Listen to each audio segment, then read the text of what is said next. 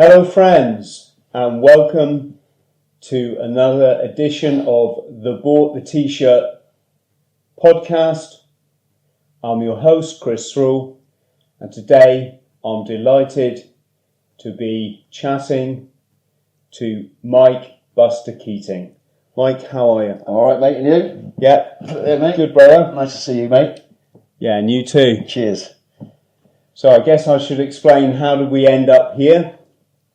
It's my second time in this house. Yeah. And I seem to remember last time I slept on this sofa. You did indeed, mate, yeah. How was I? in a bad way. Not very well, yeah. But not through alcohol. No, it was on your epic run, mate, yeah. On a very cold and dark October night. Yeah, was it October or beginning of October, wasn't it? Yeah, I think it was. So there I was running the length of the UK. I've mentioned this before, obviously. 999 miles from John O'Groats to Land's End. Doing an ultramarathon a day. Carrying 14 kilograms of camping equipment and sleeping by the side of the road. And when I got to the southwest, which was quite a nice kind of, it's almost like you turn the corner of England and you're into the southwest, and it was quite a memorable moment for me because obviously I live in Devon. Yeah. Land's End is in Cornwall, the next county along, and so it was like I was coming home, I was on the home stretch, and I'm running along checking my Facebook messages. I had lots of messages of support, obviously. Many former Royal Marines Commandos like Mike or Buster, and there's a message from you saying, how's it going, going, mate, impressed with what you're doing, blah blah blah, and you really supported me from the beginning. Your name kept coming up in my... I was hooked, mate. I was hooked. Yeah, thank you. Yeah, it's brilliant. And I said something like, I'm just running out of Bristol. Yeah. And you replied something to the effect of, I live not far from Bristol, or I'm 18 miles from Bristol. And I said, have you got somewhere I could put my can I chuck my sleeping bag in your back garden? Yeah. And your words were, I can do better than that, mate. I've got a bed for you. Yeah. I was like, really? I don't have to sleep in the tent again. Yeah. And I ran to your house. That's right, yeah. I might put the little clip of video of me running to your house. Yeah, across the moors, which is in the dark that way. I don't know. Can you see me? Oh, there we go. I can just see myself. Just last update of the day. I am in the middle of nowhere. Well, it's the middle of nowhere to me. It's obviously somewhere to probably quite a lot of people. So yeah, I'm very lucky tonight. Buster. Oh, hang on, I've got to make sure I don't run off the road. I run into a hedge twice. Buster has invited me to lay my sleeping bag out in his house. Actually got a spare bed, he said, so that's even better. Mike, I won't say where you live, but you'll get all my groupies knocking on your door. Hey mate, I'm single. It's been a long time. But I ran down all the back lanes. Yeah. It was pitch black. Yeah, across the moors. Yeah, across the moors, and I kept running into the hedge. Yeah. There's no curbs, there's nothing. There's no street lights. There's about 8 miles across the moors, I suppose. No street lights. I had this thing, I had a head torch, but it's like I was basically exhausted all the time, and I didn't want to stop and get my pack off again and rummage for the head torch. I probably had it in the top flat. So I just run in the dark, and I'll just hit the odd hedge. And I remember coming down this road here, and there were you with your torch out front. Much the same as tonight, mate, when you put up in your car. Yeah.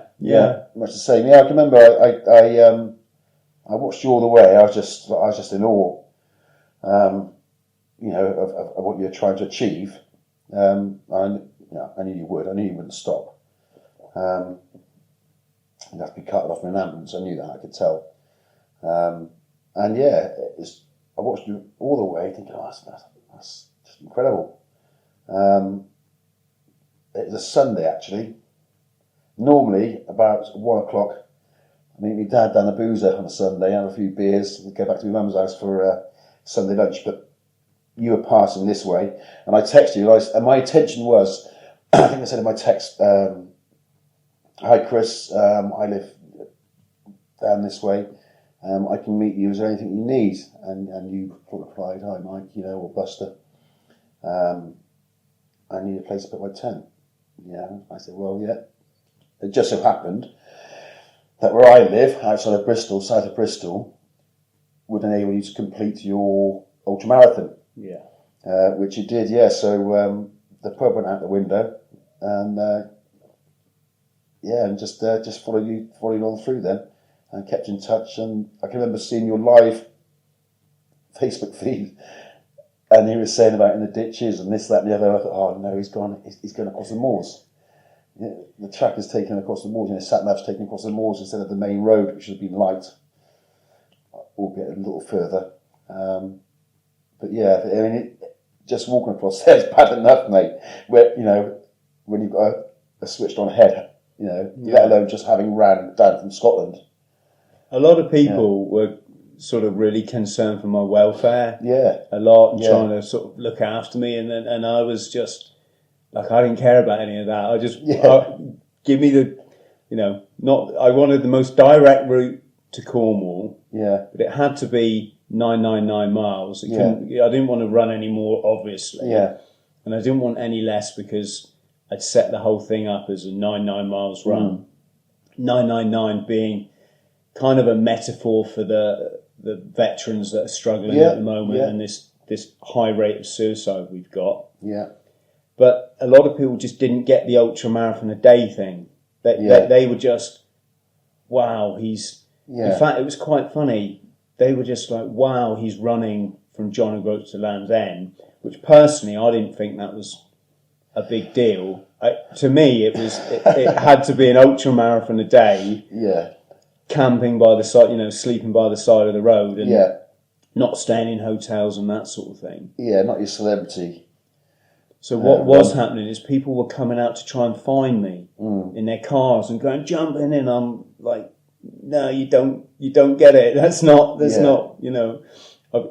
I jump in your car now, and then that means just tomorrow you're gonna have to drop me back at this spot. Yeah. Then I'm gonna have to run what I didn't run tonight. But you were very gracious. You waited for me to run here, and I can remember I was waiting outside my driveway. It was pitch black, obviously, and you came up the lane, which is 500 yards down the road from where I knew where you were going to come out, and and just through the street lights, just there he is there, and I had my phone and my torch on it. I'm over here, a bit like tonight with your car. I'm over here, and and that was that. He just, he came up and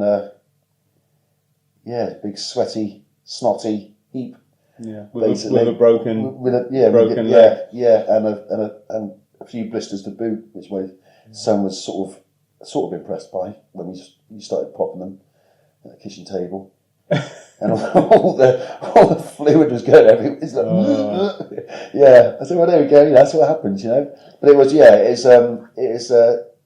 you were a sight to behold, and it was just great to see you. Yeah, no, it was good to see you, brother, and you were so kind to me, and this is one of the things, isn't it, about the Marines, is we'd never met before in our lives, but you don't need any introductions. You're my brother, I'm your brother, my house is yours, and isn't it, you can't really, I was saying this about when I did my video about meeting the US Marines, and it was exactly the same thing. It doesn't matter, from a different country, different training, different kind of standards and all this. That doesn't matter. You're Marines, we're Marines. Yeah, we'd fight along next to you like that, and it's a really special element.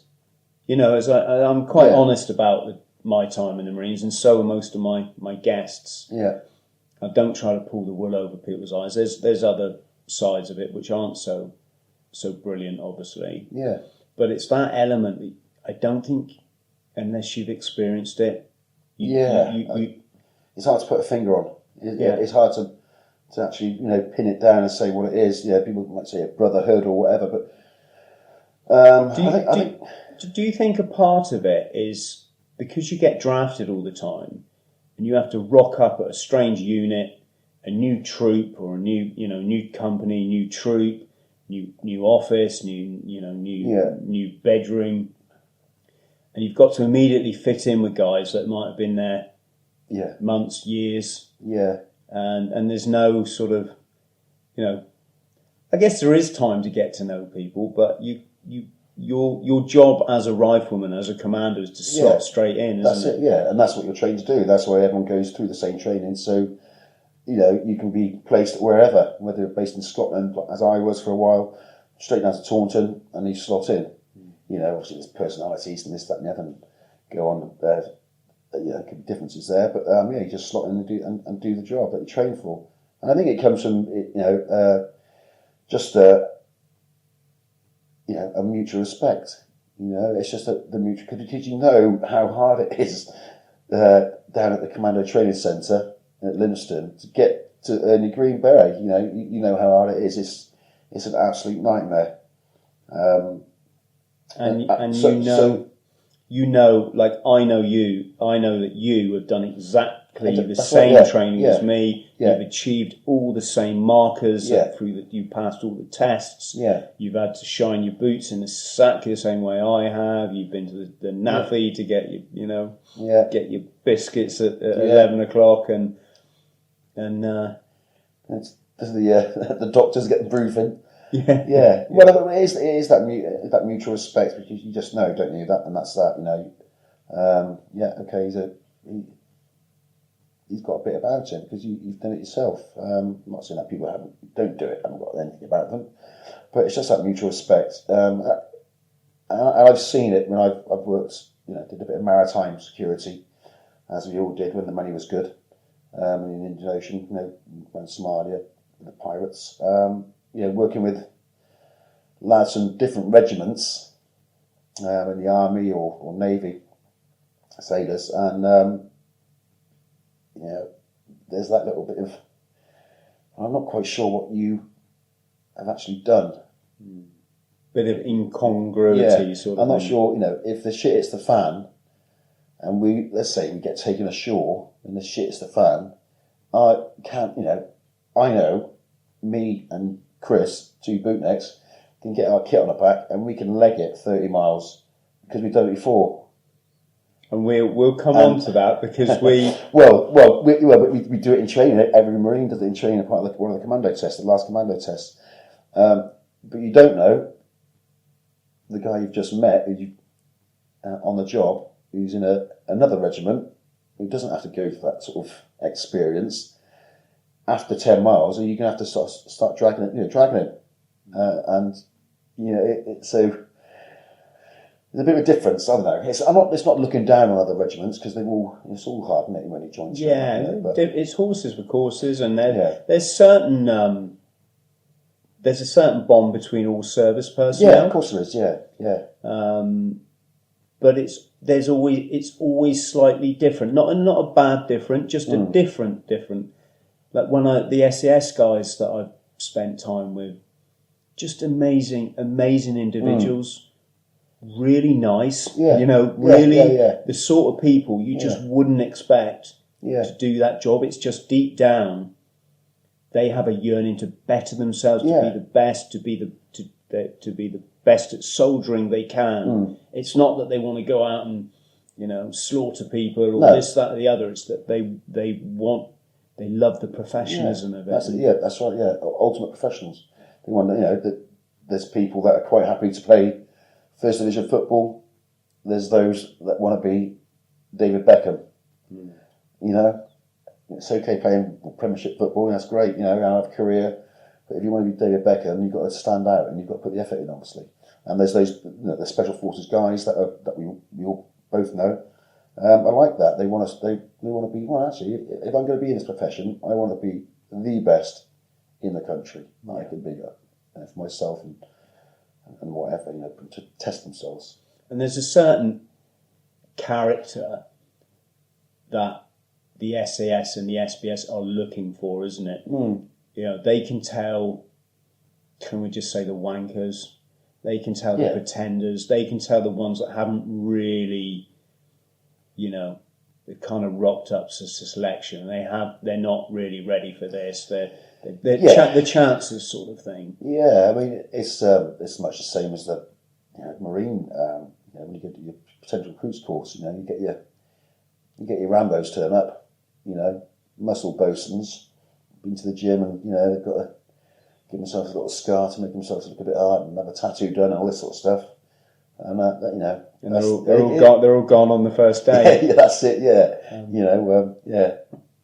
And I think even when on selection, when they're doing the load carries, the marches, the navigation exercises, I think even what the candidate says to the staff when they get to that checkpoint, bearing in mind that they're probably exhausted, sweating, dehydrated, sleep deprived, the way that they respond to the questions that they're asked, they can tell, is this guy, is he in control? Is he calm? Is he able to function under pressure? Grace under pressure. Yeah. You've got to, if the shit's going off around you, you've got to be able to have a calm head and take it all in and say, right, what's my best course of action? And that happens in any walk of life, I saw, I read the book Black Hawk Down. Yeah, I read that. I might be getting my... Or was it Chicken Hawk? No, Chicken Hawk I read. Chicken Hawk's a great book. Yeah, it's good, But I read the one about I'm sure it's a Black Hawk pilot. Was he called Mike somebody? He crashed... Yeah, I was in Somalia. In Mogadishu. Yeah. And he actually got kidnapped. Yeah. He was kidnapped. But he wrote about two special ops guys. There's certainly one that I remember. It was really memorable because I don't know if he was a Ranger or Delta Force they have quite a few special forces, don't they, in America? But this guy turned up at the crash site.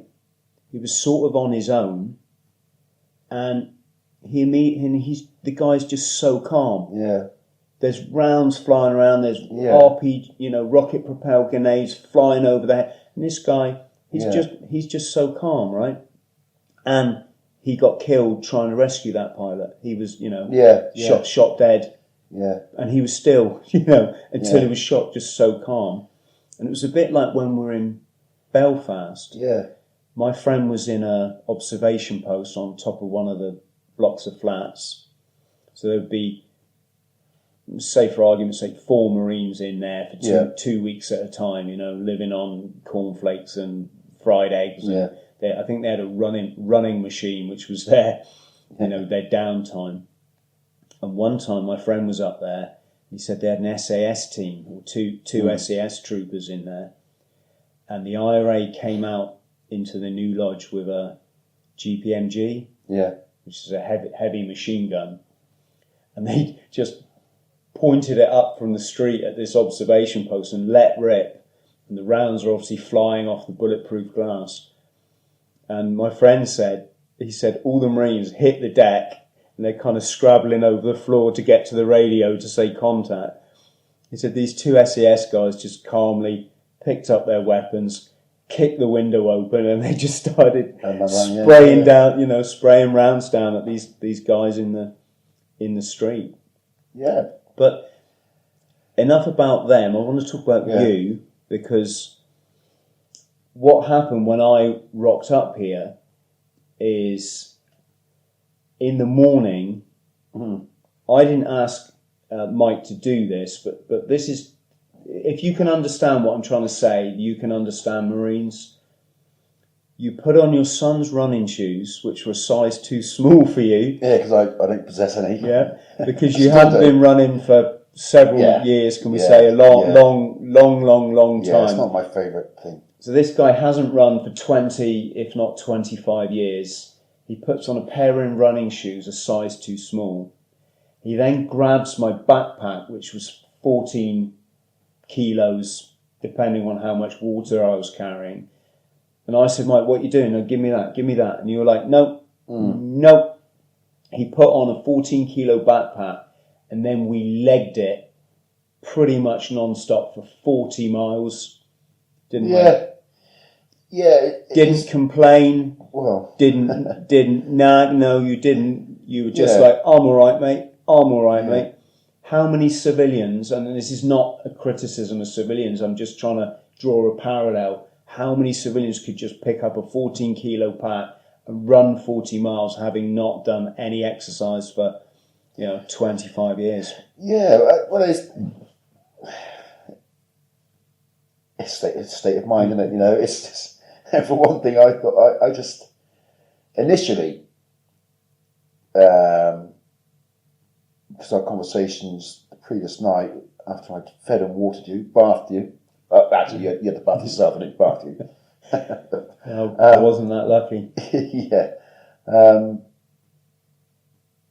I can remember you complaining about the traffic, because I was asking you a few questions. What's the worst thing about it? Oh, obviously, you're in horrendous pain. Your legs were, the skin was so tight around your ankles. We can see the fluid, almost translucent skin. You look like you could get a pin and just pop it and just go, all the lactic acid come out. And obviously your blisters. When you turned up at my house, you almost looked delirious, You were in control, but... Was I as bad as I was at Land's End? No, you weren't, no. Talk about that later on when we get to that bit, yeah.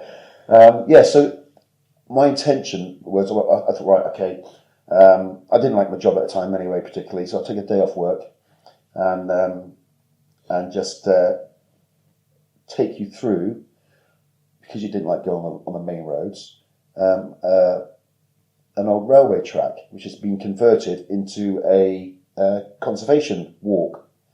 It's nice and straight, goes to the countryside, and only cuts across two roads. Cut across two roads. And that's about 8 miles long. That's called what? The Strawberry line. The Strawberry line. Yeah. It's the old railway line from Cheddar, which is 8 miles away, and they traditionally harvest strawberries there, and they used to fill up the trucks with strawberries and bring them up this way and on to Bristol, hence Strawberry Line. It's been disused for years, and like I say, it's a nature trail now. A lot of cyclists go there, runners, walkers, and whatever. And so I thought, well, that'd be nice for you. And that's the first time I've actually gone right along it, the 8 miles. I've had a little walk every now and then, but not run it with kit on. So I thought, I'll take you along there. It's 8 miles. I said to my dad, I said, hey Dad, any chance, I'll give you a bell. I'm going to take Chris along the Strawberry Line, along the Strawberry Line, get out at a place called Axbridge, where you meet the A38, and you can head down to Bridgewater, which is X amount of miles away.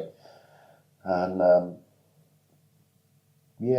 got to the, obviously, I put your pack on.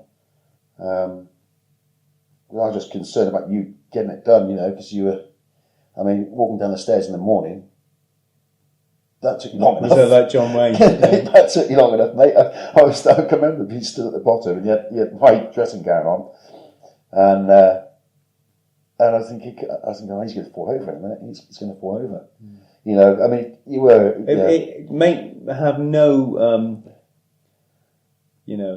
make no mistakes, mate. I wasn't stopping. Yeah, I know. There was never a time, even when I had what's called a shin splint, which is very well known injury in the Marines. It's where you get a fracture in the bone in your leg from it's a stress fracture, and constant pounding. Even with that, never entered my mind to stop. There was just no way I was going to stop. Yeah, I knew that. But I guess to other people, it must have looked quite savage at some points. It was. My son Riley, he was He was 16 at the time, last year. Yeah, he couldn't believe it, obviously, he went off to school in the morning, and I said, I'm going to take you up the Strawberry Line. So I rang my dad.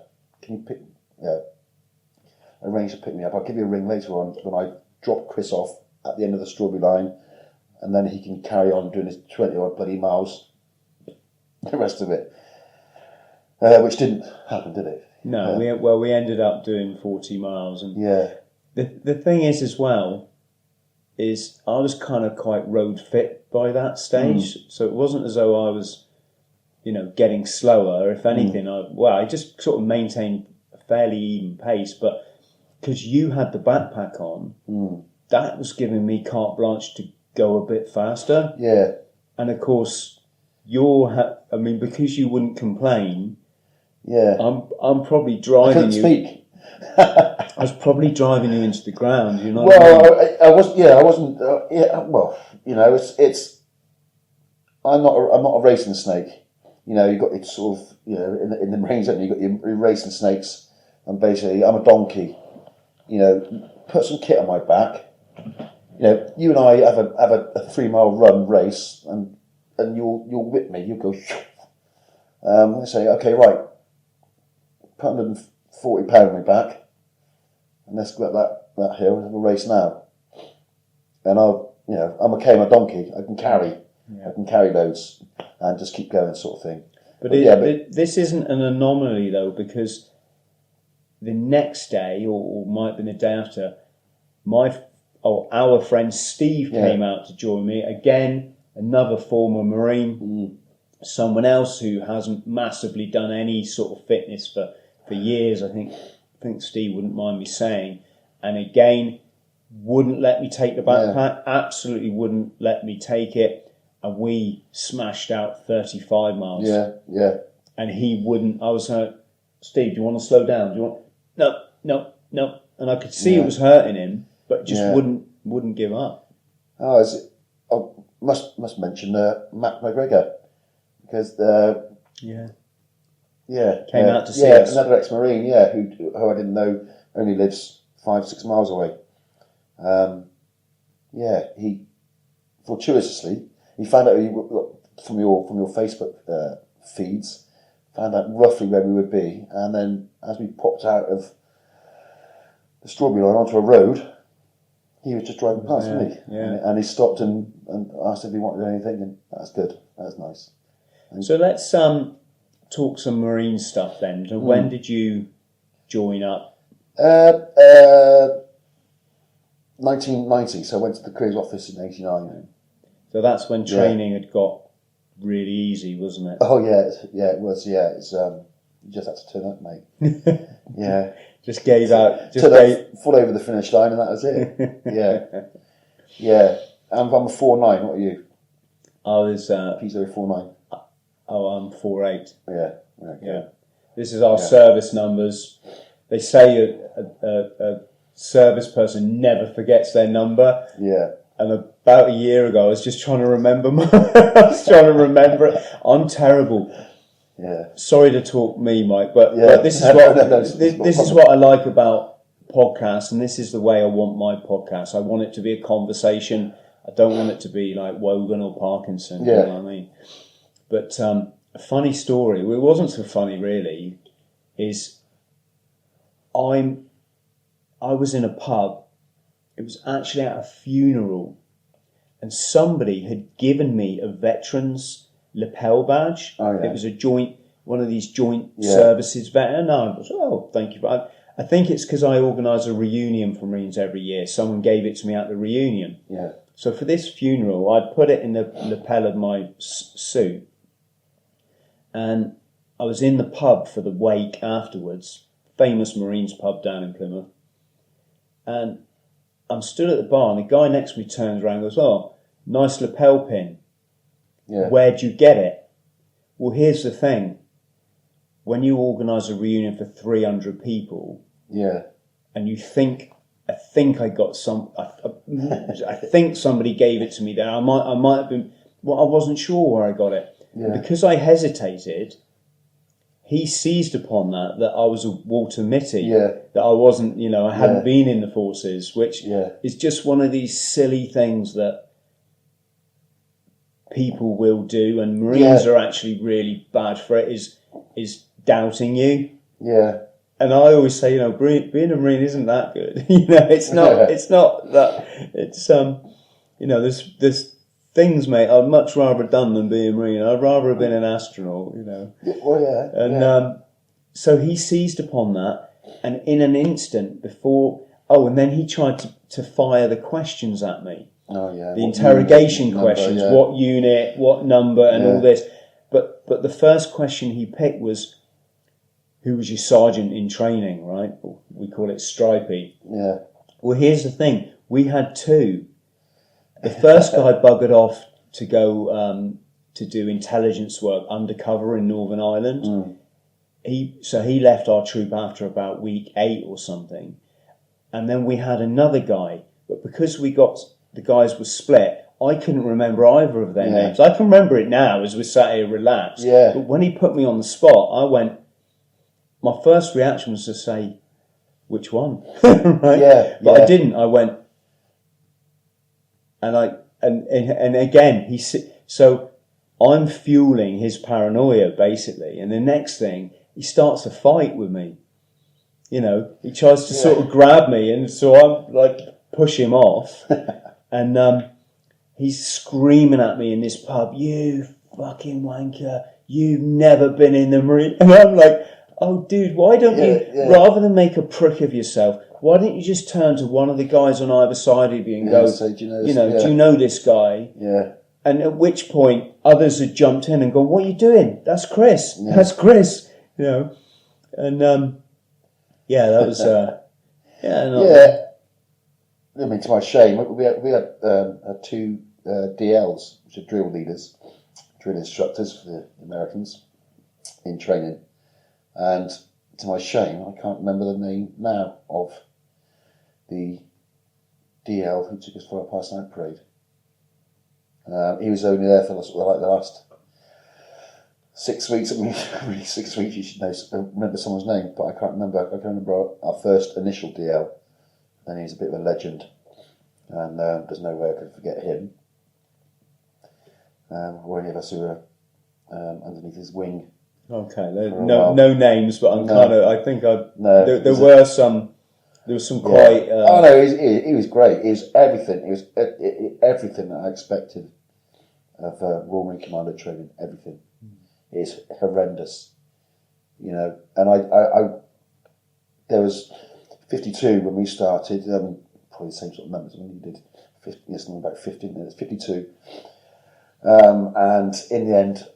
There were 16 originals, and we passed out with 20, so 4 others joined us. We'd previously been injured in back troops, and we lost some back troopers along the way as well. 590 troop pilots, and it's horrendous. We had a reunion a couple of years back, and the DL was there, and we were in Exmouth. In a pub, and he approached us, and he said, "All right, lads, yeah, right." So the rest of the boys are outside. I obviously bought my pint, outside. He said, "Oh, that's where I get a kicking, is it?" And as a laugh, wait a minute, wouldn't even try anyway.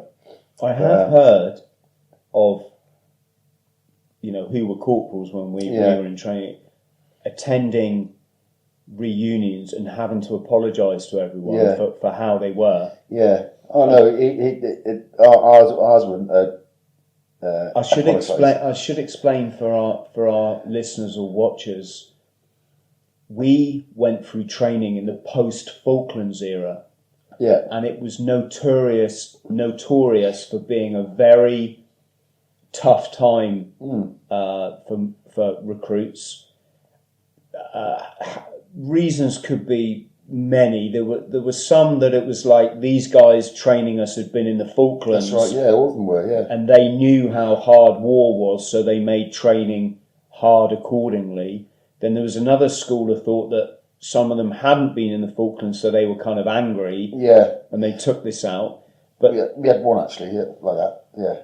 Yeah, go on. But some troops would start with 55 people, and they would pass out with. I mean, there was one troop when I was in. They had 6 originals, 6 from 55. Yeah, I've heard of 8. Yeah, and that's just not statistical. You know, that's the training team being really hard on these guys. And yeah, but then you know, I don't know. I expected nothing else. If I'd have come away from Lympstone with my green lid and thought, well, that was all right, that was easy, I'd have been gutted. Because, you know, when the Falklands was on, I was 14, and I knew a local guy, one of them was in the Paras, and one Royal Marines, and, you know, I was never a military person, really. My granddad, both grandfathers, you know, did their bit in the wars and whatever. But not a military family. But then, you know, the Falklands was on TV. I was 14, watching them all leaving and everything, and you know, Marines Commandos, and saw the size of the backpacks, and it was on the news every night, wasn't it? You know, and I just thought, cool. I didn't think, well, yeah, I want to be one of them, but I just thought, you know, cool. It's just, I don't know. It's a, I don't know, like a sort of. Almost like in awe of them, really. Well, I mean, the whole. But I didn't think of joining them when I left school. I didn't think, okay, I'll leave school and join up. Why did you then?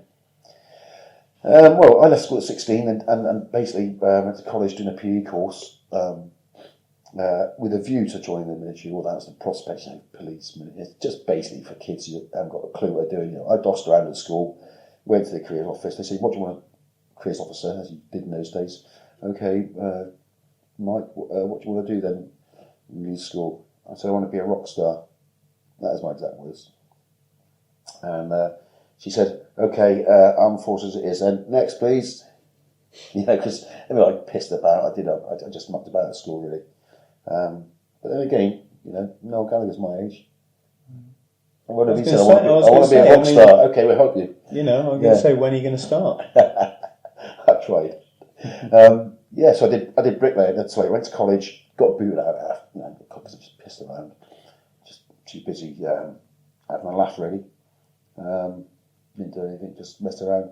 So started bricklaying apprenticeship, and done that. In the meantime, my younger brother, 3 years younger than me, after me, do like 3 years or so of bricklaying. He joined the Navy, straight from school. Never even talked about the Navy, the Royal Navy, as a matlow, as a sailor. His mate was obsessed with joining the Navy, so he joined with him. So yeah, I'll do it. At 16, straight from school. His mate left because he missed his mum, and my brother at 16 stayed on. Now I was working on the building sites in this country. It's chucking down with rain, this, that, and the other. You know, my hands up, but he didn't wear gloves in those days. Didn't wear boots or anything. No health and safety. You know, yeah, having a bit of a mare of it in the winter. I did just for the record. I did my time on site in the winter. Yeah, concrete blocks and bloody. And that incidentally never did anything as hard as that in the Marines. Yeah. Well, my brother, I can remember he came back from Florida. Obviously, he's away with the Navy. Came back one time all tanned up, you know, looking fit. And I said, "Where have you been then?" Your younger brother. He said, "I've been to Florida." So he said, "Oh yeah, it's great."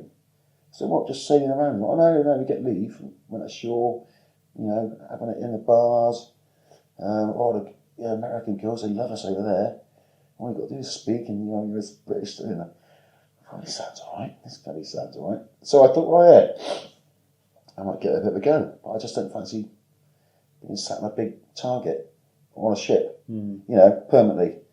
If the shit's a fan, I'd rather be able to go, right, make my own decisions. I'm going this way. Not the captain saying, right, we're going this way. No, captain, you made one decision. Bang. You know, I just wanted to be able to be in charge of my own sort of destiny sort of thing. I thought, okay, what's the hardest thing I could go for? And, you know, obviously with the Falklands only happening a few years earlier, I thought Marines, you know, I had this thing about them. Like I say, there's a bloke who's local to us, who's a Royal Marine, took part in the Falklands. So were you about 20 when you joined them? That's 21, mate, yeah. 21, so that's actually, for them, it's different now because they've obviously extended the age range, but back then that would have been reasonably old to be in training. I was, mate, yeah. I think there's the 2 lads older, actually. Only like 6 months older. What was it like then when you passed your PRC? Can you explain that feeling? Yeah. I didn't think I passed. Or it's PRMC now. But it used to be potential recruits course. It used to be 3 days of getting thrashed. And you did the United States Marine Corps physical test, entry test, and you had to pass that. You did the swimming, yeah. fall off the diving board. Yeah. You did a 1.5 mile running under 9 minutes or something. And then sit-ups and press-ups and all that sort of stuff. You did the assault course and you did the endurance course, but without kit and weapons, obviously. But we did wear boots with these rubbish hobnail boots that they just gave you, and if they were a size too big... One size fits all type stuff, wasn't it? Yeah. Well, I can remember there's a guy, at the Bristol Careers Office, the military armed services careers office, and I didn't tell the bloke I was working for when I was bricklaying. He's a friend of my dad's. I didn't tell my parents I was going to join or want to join. So I'd leave my house in the morning and say, "Bye, Mum, bye, Dad." Well, my dad had gone to work already. I said, "Bye, Mum." She left after me. I walked to the end of the road, hide in a bush. Right, wait for my mum to drive past on her way to work. Run back home. Take my kit off, put my suit on, catch the bus to Bristol, and went for my first interview. I sat there, there's Navy there, Army there, and so I'm sat there with the Marines. And then, I met a guy in there from Bath. The second time I was there. Second time I met a guy from Bath there, called Mike. And we became good mates, sort of thing. Oh, you go for the Marines? I think, oh, yeah, this, that, and there. So what do you do? And he's in the building trade, but he'd done a bit of boxing and this, and I done nothing, mate. I played rugby a lot when I was younger. I did play rugby a lot, but not. I wasn't that fit particularly. And this bloke came out, typical careers officer sort of bloke. You know, they put this big lump in there. Like, okay, you want to do the Marines? You want to come in for an interview? There's a bar. I'm like, oh, there's a bar. Give me 10 overarm pull-ups. You know, so took my jacket off because I put a suit on. Took overarm pull-ups. Right, sit down. He said, "Oh, if you hadn't done 10, you'd just gone." I said, "Okay." And that was that. I sort of rolled on. And my next interview, they had the NAWET tests, the Naval Maths and English tests. I did the same thing. I sort of hid in the bush till my mum went past, caught the bus into town. I used to ring my boss on the quiet, because there's no mobile phones in those days. Say, "Al, I can't come into work today, mate. I've got diarrhea," or, really. He just, if I said diarrhea, he'd laugh. Yeah. So that's a bit of it. Yeah, then PRC, this guy Mike was on the same PRC, and I met him on the train on the way down. We weren't in communication in those days. No mobile phones. Just so happened, got put on the same PRC, and we both passed. So I couldn't believe I passed. There's some guys there, being like Marine cadets, Army cadets, and this, that, and the other. And this is the thing that they turn up with their own sort of kit on, and which obviously gets taken off them. But like our own boots and this, that, and the other. You're wearing a pair over. I'm saying, Mike, to my younger subscribers, you never measure yourself against someone else, because you can get someone that's really intimidating from their statistics and their history. You know, they might have played rugby for their county. They might have been English junior athletics, and if they haven't got it up here, fitness is irrelevant. And you got the guy like myself and yourself, and I never did. Did probably about 10 training runs. Yeah, I hardly did. I did nothing before I joined up because they hit me with an early joining date. Yeah. But it's up here, isn't it? You know, there was no way. So the feeling when they said, because for us, we started off with about 15 people on our PRMC, and one guy fell off the ropes and was unconscious and he went home. One guy just said, this isn't for me. One guy had some medical condition that was undiagnosed and he was gone. So there was, let's just say, 11 of us left waiting outside this office. They called, I'll probably say a different number every time I tell this story because it was a while ago, but they called 4 guys into the room. We're stood outside the red. Six left out of 15. I thought, oh shit, fucked it. You know, these 4 guys have passed. They're going to get to enter recruit training. We're going to get told either come back in 6 months, or in fact, those guys went and they'd obviously been told not to say anything to us, and they went straight out the door. So there's 6 left. Then they called 2 more in, so there's 4 of us out of 15 left. I thought, oh right, these guys are, these 2 have passed. These guys are like, come back in 6 months. We failed, right? These guys came out, they disappeared without saying anything. Yeah. And then there was, I think it was a colour sergeant was running the course, and his corporal put his head round the door and went, right, come in, fellas. And we're all stood there. He said, right, stand at ease. Not that we did, not really that you really understood all that at this stage, but he said, right, pat yourselves on the back, fellas. You've all just joined the Royal Marines. And coming from my background, Buster, it's the greatest feeling I have ever had and probably will ever have. I bet, mate. Yeah, I mean, it is I can remember. I mean, when did you do your PRMC? In 89 probably, so probably the same colour sergeant running it. 88. Or 88, yeah. I can't remember what month, 89, but anyway. That was one thing, the language. He said, stand at ease and scram. What the hell's scram? Ogging, what the hell's ogging? Stand by and what? Stand by what? Stand by me? Stand by him? You lot can stand by. Stand by what? It's all that confusion, isn't it? And you get told you passed. I mean, the very same thing, same routine. They told us beforehand that there could be some of you who you want back in 6 months or don't bother, and those that passed. And obviously, the same sort of thing. Some guys left on the first day after half an hour. After the first fizz test, threw up and all to go. Much the same.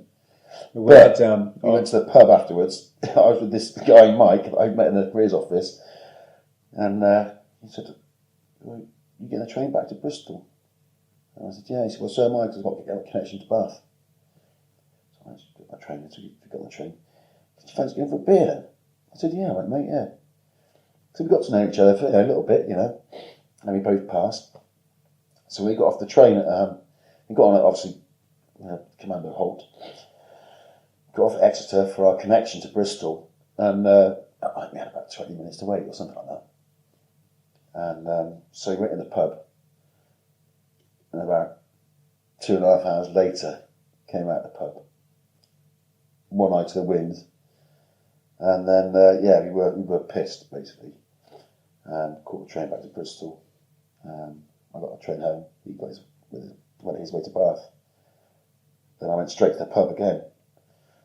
This is sort of case of my life. This, and then rang my dad from the pub phone and started crying. He just started crying, and it wasn't because I was pissed. I said, I passed. He said, oh, well done. I said, he said, where are you? At the station. I said, no, I'm at the pub. So he came along and picked me up. But I can remember the colour sergeant saying, he said, I thought it was horrendous that 3 days. And I was telling everyone about it, and I couldn't explain it because it's just, you know. And he said, "Well done, guys, you know, pat yourself on the back, blah, blah, well done." Done his admin, you know, he took tickets for the train. One last thing, lads. These 3 days will be the easiest 3 days you'll ever have on this camp. Cheers, guys. See you in 6 months or whenever it was, you know. So, can't get any harder than that, surely. Oh dear. And it's true. Yeah. I did mine, and there were 2 guys on my PRC, as it was. One was English Athletics Junior. You know. The other guy was something similar. It was like a rugby player. Oh, it was. Yeah. Anyway, on the second day, we were allowed to go to the NAFI. That's right, yeah. Right. Yeah, I don't know. I think they're trying to introduce you into the drinking culture or just the bonding culture.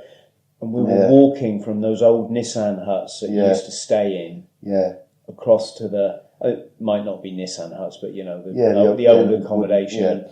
We're walking across to the NAFI, and I'm walking like John Wayne.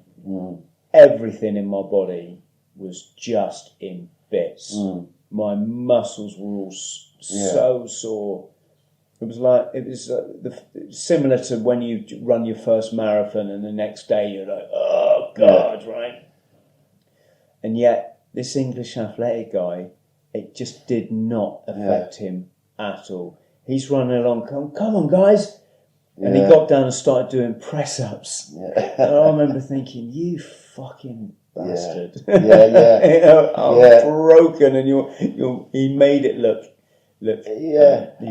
easy. I had the same thing. I used to what used to spur me on, it sounds really bad, this is during training as well, was seeing other guys suffering.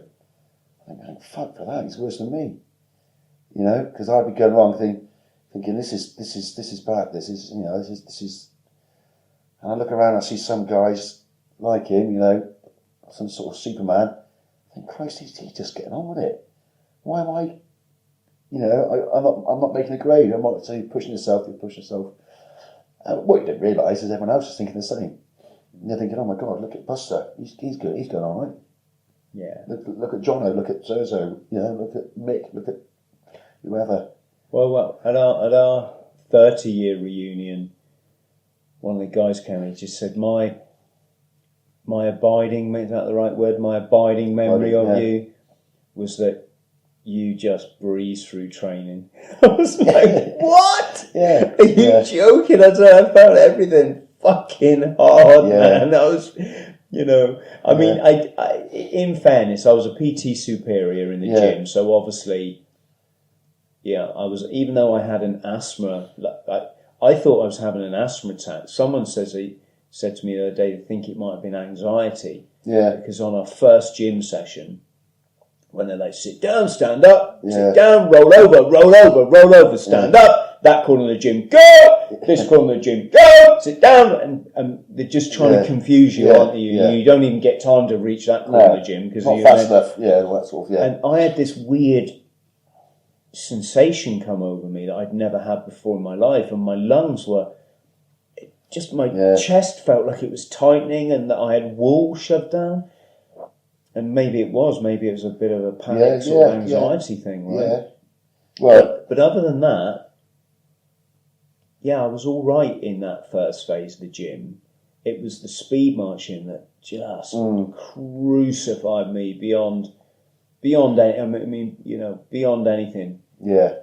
Never give. The only time I didn't complete a speed march when our corporal, hello Paul, if you're watching, he ordered me into the wagon because I got ordered into the wagon. What had happened is the muscles in my shins, and it goes down the front of your shin. Yeah, they'd grown so big that the sheaves that they were in they'd outgrown them, and so every time they got, pumped up, basically, they were just putting this huge force in it. It felt like shin splints. Yeah, yeah, and it was agony. I mean, it was just agony. It was, but I would never give up. That was just how I wasn't going to go home. No way. And so he had to order me, THRALL, get in the wagon. Well, because he told me to. I was like, okay. I mean, no, I ignored him. And we ran on for like another mile. And then he turned around and went, THRALL, what the fuck are you still doing here? Get in the fucking wagon now. That is an order. And then I had to get in the wagon. Well, they know when you're doing yourself damage. Yeah. But yeah, that's how I found I found the speed marching really hard, and the swimming was just. It never occurred to me, Mike, that Marines got the water. Yeah, well, it never occurred to me that I might be a bad swimmer. Oh, we rocked up. I don't know if it's the same for you, but we did the actual BST, the battle swimming test, quite early in training. It was something like the second week. Yeah, you do, because the ones that because they want to get it out of the way. Yeah, the ones that aren't quite capable of it have got enough time to improve.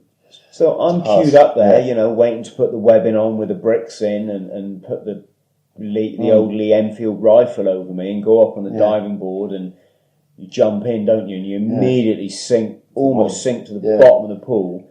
Yeah. And when you go to swim up, you think it's you think it's normal swimming. I'm just going to go. No, the bricks are weighing you down, and you do that, and your clothing, obviously. You don't go anywhere, and then you've got to fight the panic that I've got to get to the surface. The PTI's, they've got a big, that big long pole with like a basketball hoop on the end. Yeah. Stop drowning in my swimming pool. Get off the bottom. Kick off the bottom. Stop drowning. Well, everyone was doing it, Mike, and they were passing and making it look, not easy, but relatively. So I thought, I'll be the same as them. But of course, I had no body fat, and I think it makes a big difference, especially. I was lucky to see you. I was like the tubby. Yeah. So I turned around. I made the swim down the pool. I swam down the pool. Yeah. And I turned around and swam. I got halfway back, and I just started sinking. Yeah, well, your head's there, and your legs start going down and down and down, and then that's it, poof. Yeah, it's hard to maintain. Yeah.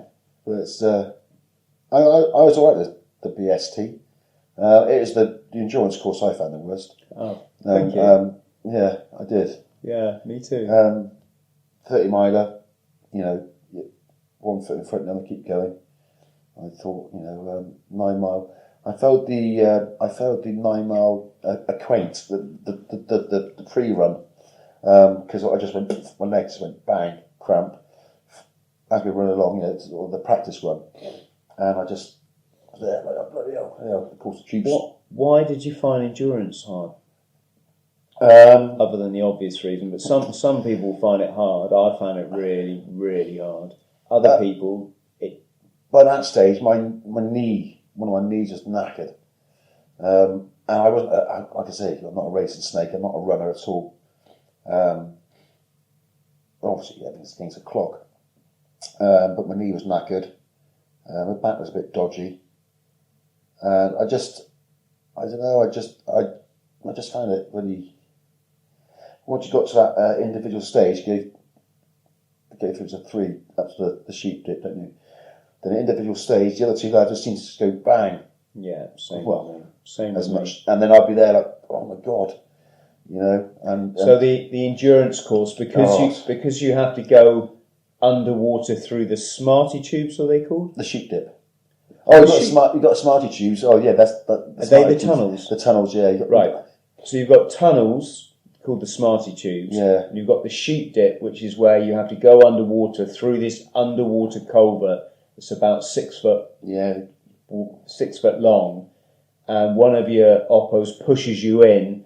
Your other oppo's over the other side, and he pulls you out by your hair or whatever he can grab. Because it's a 3-man evolution, obviously, you have to stay in your 3s until you get there. But when you pick your rifle back up and off you go, these 2 guys disappear into the distance, and suddenly what's the word? Demoralisation? Demoralisation, yeah. The demoralisation just hits you that you're on your own. Yeah, every man for himself. Every man for himself.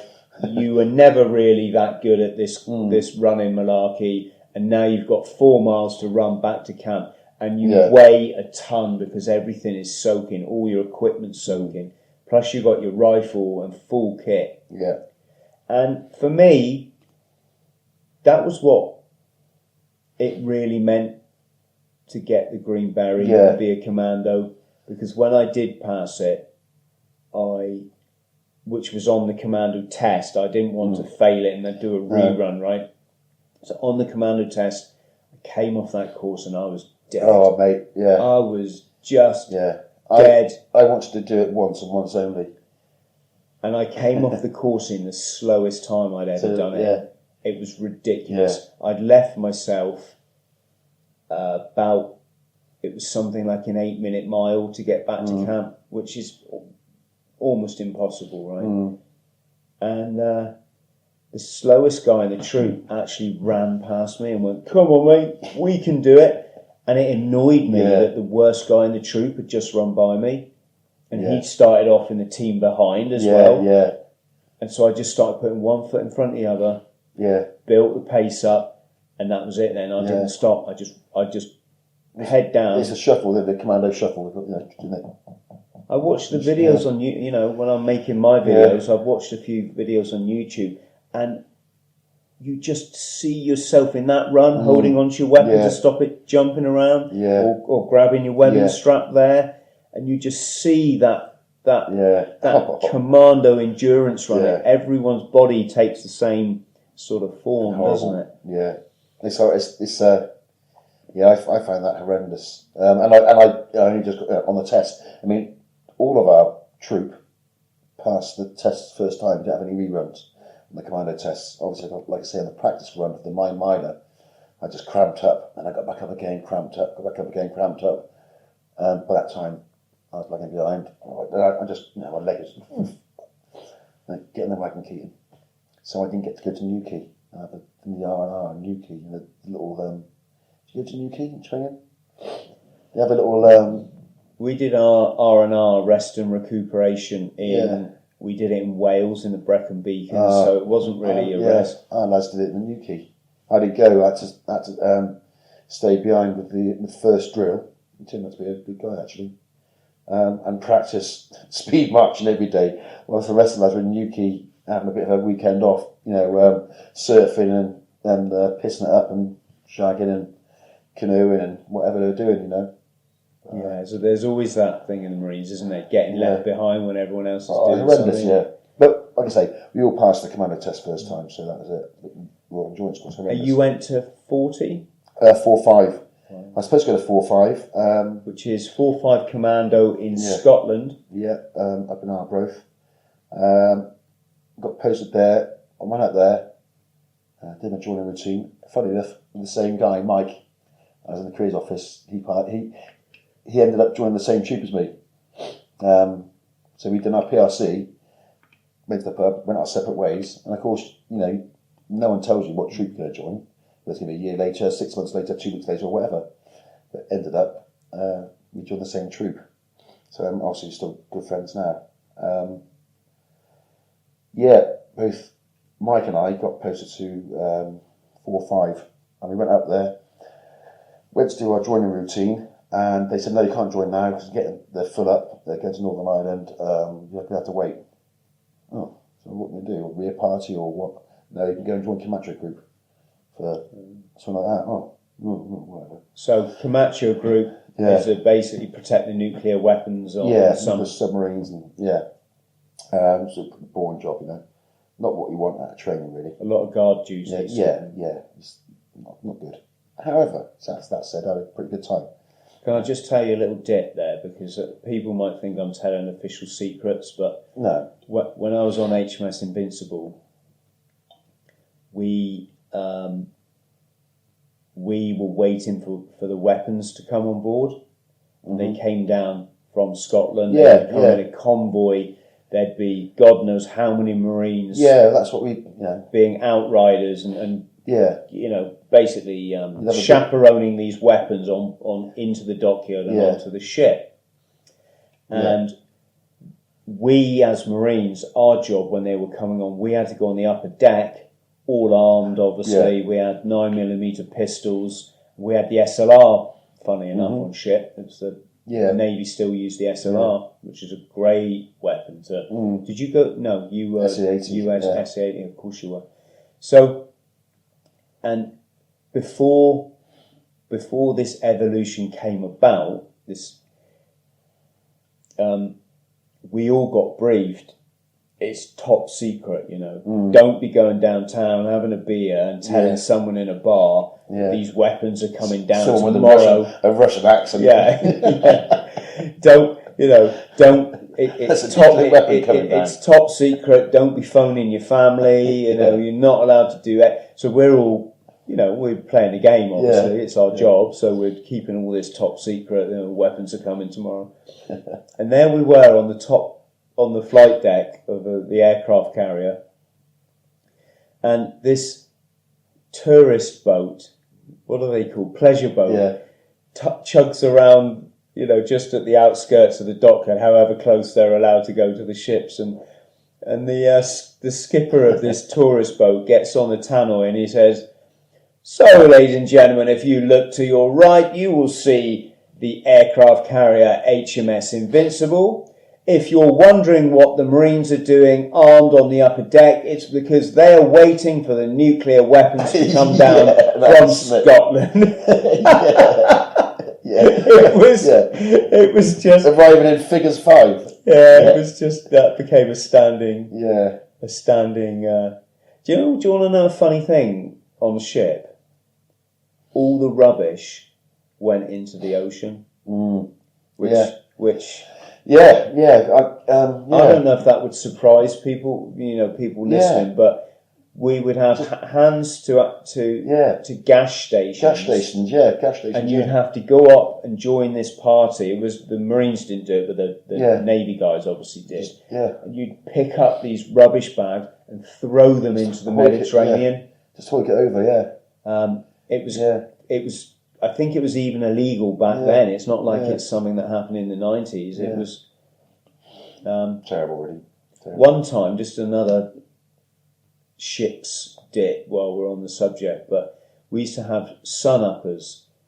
So sundowners is obviously your drinks when the sun's going down, but we used to go out on the quarter deck. It probably wasn't the quarter deck. It was one of the decks at the very front of the ship, below the ramp where the Harrier jump jets took off. And it was right by our mess deck, so it was just one flight of stairs to get out this door, and we could go out there and have a cigarette.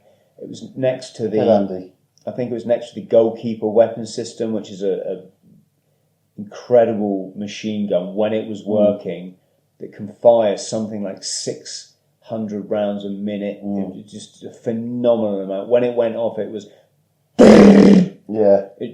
you could feel it vibrate throughout the whole ship. But we used to go and stand there and have a beer, and if we'd been drinking all night, saving up our 2 cans, cans a day to drink at the weekends or every fortnight. And I'm stood there. I think I might have been with Pete, just drinking, and a Russian submarine just popped up, right by our ship. Up comes the periscope, then suddenly up comes this Russian submarine, and we're, "Hi, I think it had been tailing us. They used to play war games. It used to be tailing us. I've got a friend of my dad's who's a submarine commander. He can tell some tales. Cheers, mate. So there you are at Camacho up in Scotland. When did you get to a unit? So I went straight from training. So that was obviously 1990.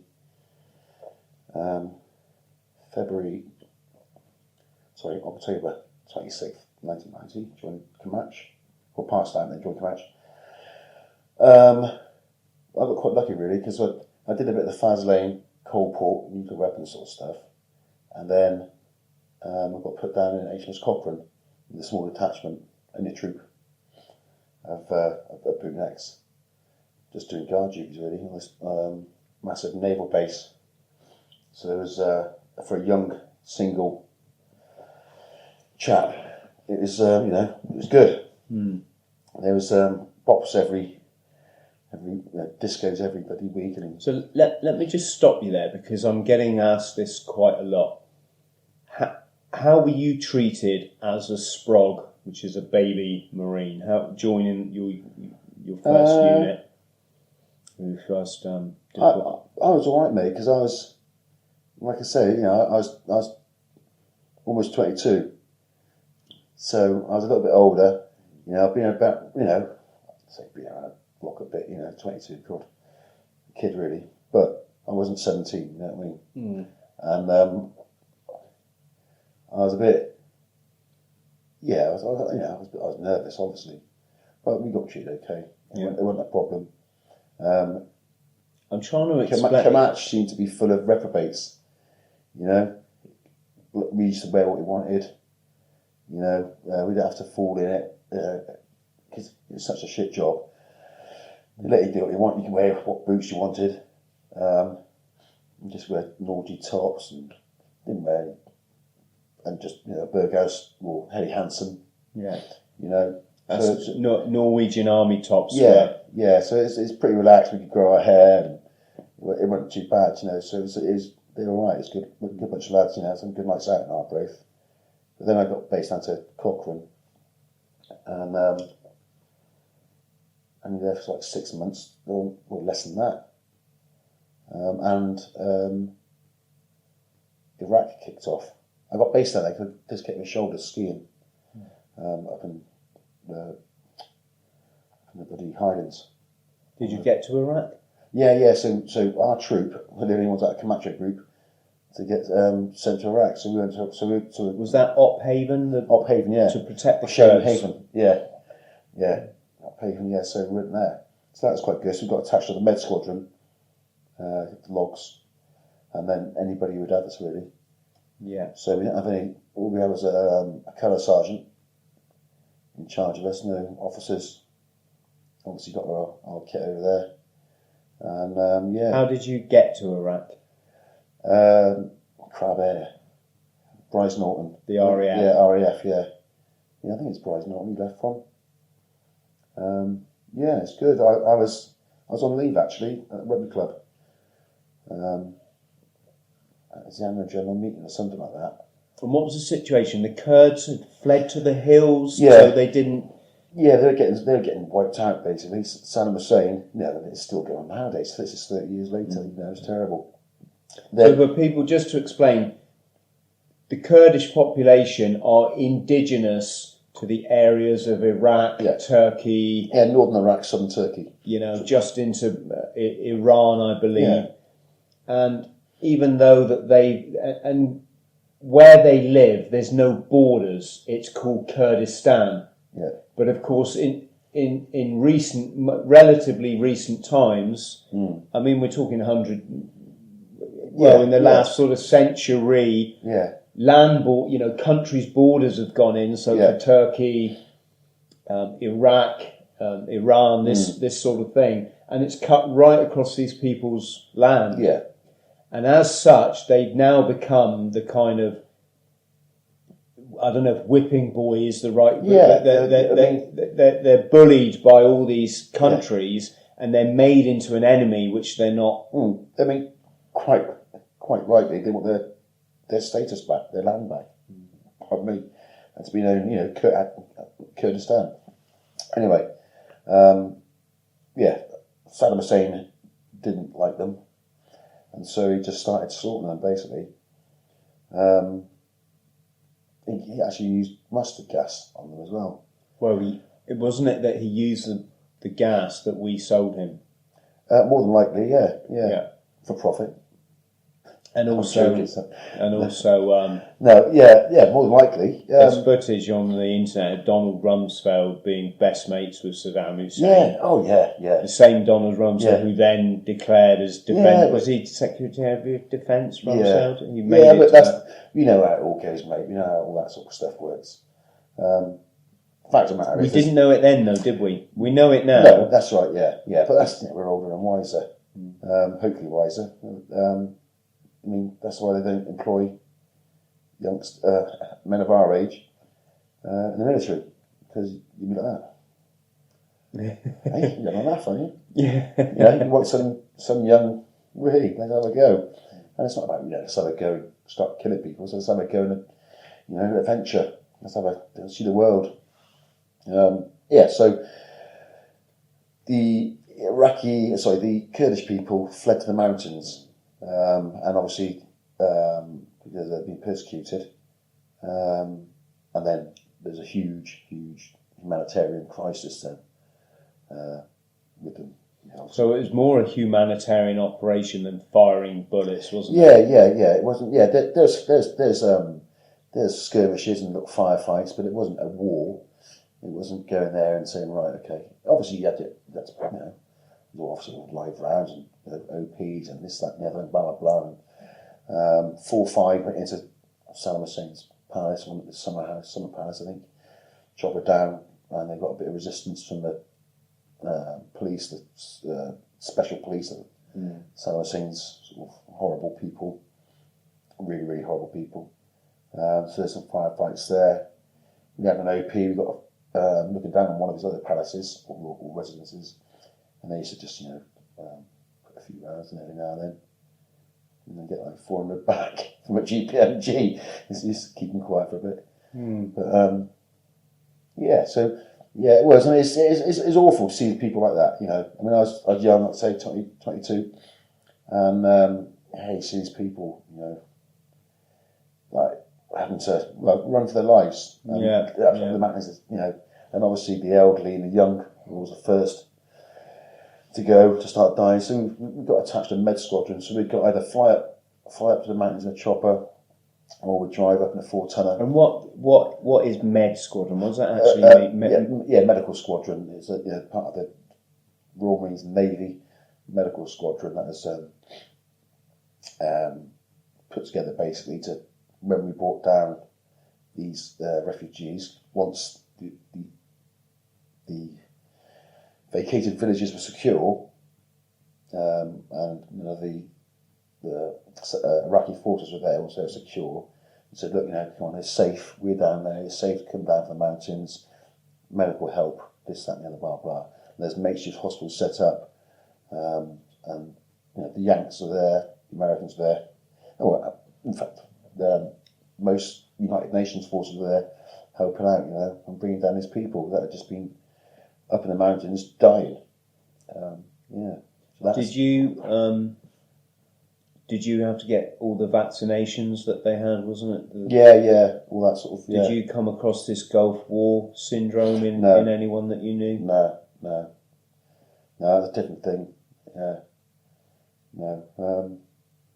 But yeah, all sort of, But it wasn't very nice. I mean, it must have been quite an eye opener, I guess, for a lot of Marines to be in a place with such poverty and dust and desert. Yeah, of course it is. Yeah, one minute you're in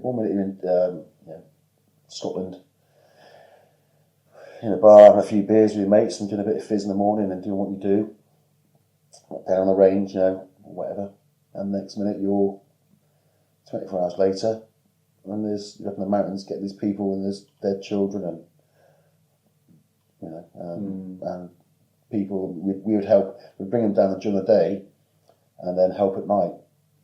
Help the nurses, all forces nurses. This is like hospital tents. Just changing drips. So just change the drip on that kid. It could be a 5-6-year-old, all malnourished, and parents there just sleeping on the floor, just changing the drip. Next minute, dead? Or? Yeah. Just, I think the baby's dead. The kid's dead. What do they do? The parents take them away and bury them, or? Well, just they start pulling their hair out and punching themselves, wailing. It's obviously horrific. Oh. And it's like, okay, bloody hell. So I get shot off, and he's sort of like, do you want to go for a fag? Yeah, go for a fag, come back. And there's another one. Change your drip on him, Buster. All right. Because that is weird. It was weird. You could tell the lads who worked in the hospital at night, because it's really weird. Well, it's the human cost of war, isn't it? Yeah. And it's the thing that it's the part of the equation that people conveniently gloss over when they're in the build-up for these wars. They're not factoring in that it's innocents that suffer more than is, anyone. Yeah, I mean, as they say, the first casualty of war is innocence, and it certainly is. Did you go over the water? Yeah. Northern Ireland? Yeah. West Belfast, that was in 93. What was that after the peace agreement, or? I can't remember. No. When was the Good Friday Agreement? I can't remember. My history's not. No, what I mean is, there was a sort of divide, wasn't there, where it was all, when we were there, it was full on and mental, people trying to kill you every day, and then after the Good Friday Agreement, the military took on a different. Because there was a fair bit of action there. Which barracks were you in Belfast? Fraggle Rock. Okay. West Belfast, Black Rock. Yeah, it was Black Rock. Yeah. Was that White Rock? White Rock, sorry. White Rock, yeah. I was thinking of the Black Hills. Black Hills behind them. Yeah, Fraggle. Right in the middle of West Belfast. We started off at White Rock. Yeah. And the patrols we did, we were doing a 12-hour day patrol. Yeah, that's what we did, 12 on, 12 off. We used to patrol out to an RUC station, that's a police station. They just load us up with all this lunch, which was, you know, the budget just could write in our lunch, and a lot of it was. I remember those little drinks, the things you put the straw in. You used to get them out of a vending machine or something. You could get as many as you want. Yeah.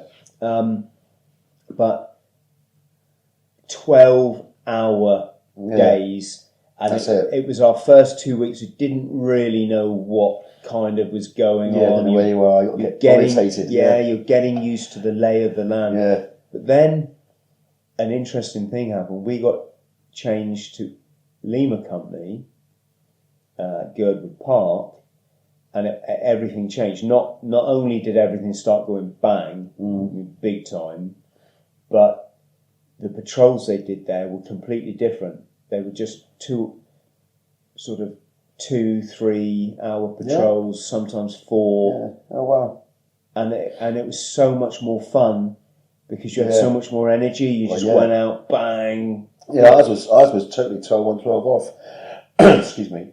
And if you say you're making your way back, you've been out for 11 and a quarter hours, or 11 and 3/4 hours, or whatever. So you think, oh God, I'll be back in a minute. So let's get a shower, wash my kit, get some food, get my admin cracked, get my head down, possibly phone my parents, because obviously no mobiles in those days. You can get to the phone if the phone's working or whatever. And so you've got 12 hours to get it done. But then, more often than not, there's a search on. The search team have gone out and they do the search, and you're getting used to cordon off an area. So you're about to, and you turn around, and off you go to the area where you've got to do a search. Now, you can do that search for like 6 hours, just static, near enough, where you don't stand still for 6 hours. You're cordon, but you're moving all the time, obviously. But in that one sort of area, and then search over, and you can go back. Did you find anything? You don't get 12 hours off then. That 6 hours comes off the 12 hours off that you were supposed to have 6 hours ago. Yeah. So you've got 6 hours then to get your head down, get your admin cracked, and this, that, and the other. No, we had a really good successful tour. I broke my foot after 3 months, so I got sent home. So that's a good success for me. Even though we did those shorter patrols, I do remember thinking, my God, after our time where it was up, I think we were there about 5 months, right? After our time was up, the longest period I'd had off in between patrols, was something. It was something. Most of the time, it was less than 6 hours. Yeah. I'm thinking about sleep. You didn't get. Sleep was always. You always remember having to wake up from sleep, get all your kit on, and get out on patrol. So I just remember it was something silly, like I didn't have more than 6 hours to myself in one period that whole time. No, you don't really. Did you find anything on these searches? Pardon me. Yeah. Oh, yeah. Not me personally, but 40 to Commando as a whole. Yeah, it's a really successful tour. There's actually a list somewhere. So just for the benefit of people watching, the searches would have been for, you'd search people's houses looking for what they call hides, which is probably self-explanatory, but where the weapons kept. So a lot of Kalashnikovs and this kind of stuff, a lot of Semtex. The IRA were getting big funding from the Irish community in North America. Yeah. So places like Boston that would, in the Irish bars in Boston, they would pass a bucket round, wouldn't they? And they'd collect money for the IRA. For the cause. And so you'd search houses, and there might be a concrete floor, but there's some sort of trap door in that floor, or there's a secret way down, and you lift it up, and there's or underneath scrap yards. But literally 99 times out of 100, by the time you got there to search, they got word of it, and the hides had been emptied. Then you also had hides in the countryside, and there was a guy came up with a very clever system. He realised that the IRA quartermasters would use a certain method so they didn't forget where their weapons caches were, where they were buried. And he worked out this system where, let's say you went into a field, and he would count the trees, and then he would come up with this number of steps. I'm not telling it in the right way, but it was some clever system like that. And he came up with, they found loads of stuff using this system. Wow. It was something like, if you went 3 trees down the left side, then you took 50 paces across and dug down, it's gonna, and then you hit that tree there, and he just happened to hit this equation that worked out. They found loads of stuff. Oh, wow. But I had 2 finds over there, believe it or not. Did you? Quite proud about that. Yeah. What was that for? Well, nothing massive. For forensic evidence, I found. Yeah. The first was the IRA would improvise grenades. Yeah. And what they would do, they would get a baked bean can. Anything really, Fill it with Semtex, shove a broom handle in, and then they'd put a detonator cap in the end of the can. And they would throw this, and so that the detonator hit the vehicle first, they try and throw them at you in your vehicles. What they would do, they'd put a parachute, a small drogue on the back of it. Oh, yeah. And I was patrolling along one day, and there was a name for these devices, I can't remember, but there'd been an improvised grenade throw the day before, and what had happened is the grenade had hit the vehicle, but it hadn't exploded. And as we patrolled down through that area, lo and behold, I found on the floor the little parachute. Oh, yeah. And it had obviously ripped off the grenade, hence why the grenade had tumbled and not exploded. And this parachute was on the pavement, or, blowing around on the pavement. And I remember looking at it and thinking, my God, some IRA bomb maker has carefully done all these tiny little stitches in this parachute. I took it into the intelligence office. Not carefully enough. Well, no. I took it into the intelligence office, and one of our intelligence corporals, it was, just like I went, I've got this. It's a big thing. You can get forensic evidence off it. I mean, you're probably not going to get a lot, but it's not like walking in with an AK or an RPG. No, and he went, I found this, and he held it, and he was like flicking it around in his hand. He went, oh. And he just threw it on like a pile of paper. I'm like, hang on, what about putting gloves on? And I've been really careful to put it in an evidence bag and all this sort of stuff. So I found that, and I also found a 9mm casing. again on the pavement. What they used to do, one of the things they did, do you remember they would just fire into the air? Yeah. And there was weird reasons for it. It was either to intimidate the Protestant neighbours, and probably vice versa, or funeral. Or maybe it was a tribute to somebody who'd been killed, or maybe it was just to, I don't know, put the frighteners on people to communicate or something. But I found a 9mm casing. I always did. Every time we stopped, I'd always look around thinking, maybe this is the place, I'm going to find a load of weapons. But I wasn't on a search team, so I never came across anything. And like I say, the search team used to go, maybe we set up the cordons. Obviously, we were in a more city environment, town environment. But I was at Antler Man, carrying that bloody Antler thing. Oh, that's your electronic equipment. Yeah, the heavy one. Then I broke my foot skipping. As you do. I just did a bit of, Did you have any contacts then when you were there? I didn't personally. There was, with I think small IED, one of the lads in our troop, like a little tester, I think. Did you lose anyone on that tour? No. An RPG went straight through a rover, straight through. Rocket propelled grenade. And the lads there, straight through, didn't explode, so that was a lucky one. And there's pot shots here and there. Lots of finds, like the coffee jar type bombs, the stuff for making the same sort of thing as the grenade. Coffee jar full of plastic explosives and nails and metal.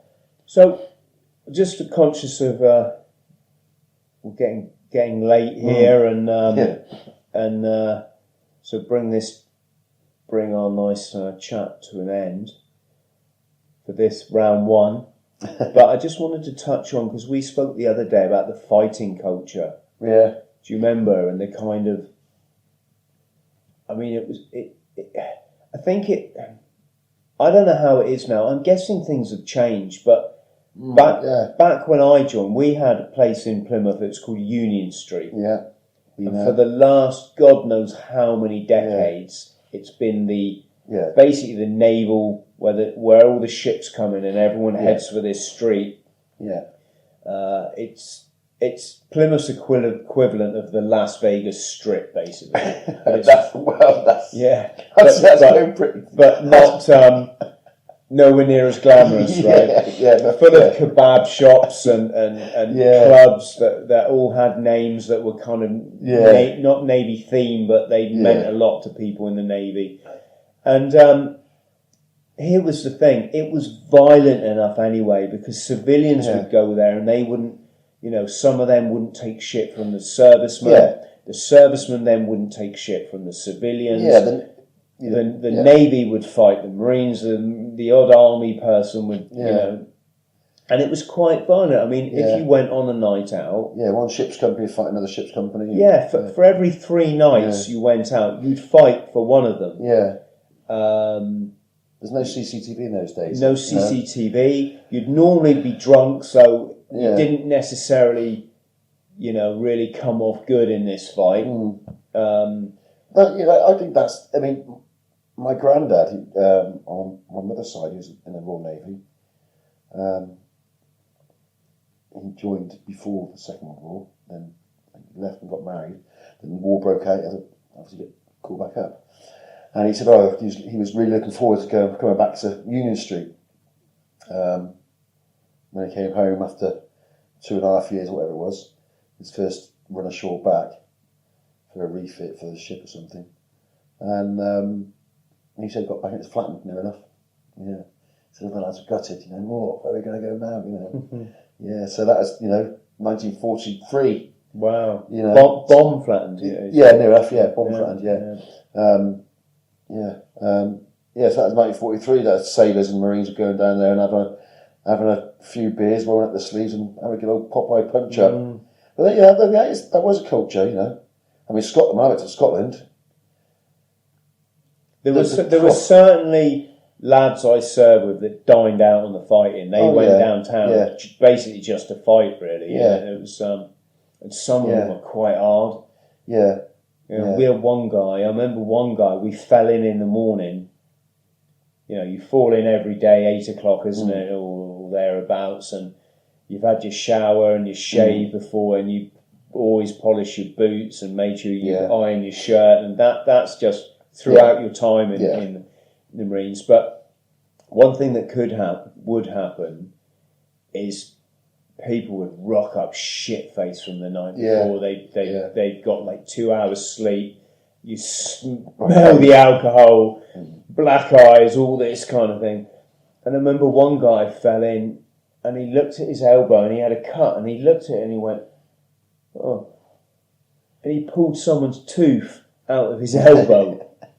A little bit in the head. Yeah. And that particular fight, he knocked out 3 civilians in one go. And obviously he was looking for trouble, but then, you know, a lot of civilians are in Plymouth's sort of roughest nightclub area. A lot of civilians are, you know, not shying backwards and coming forward for a scrap.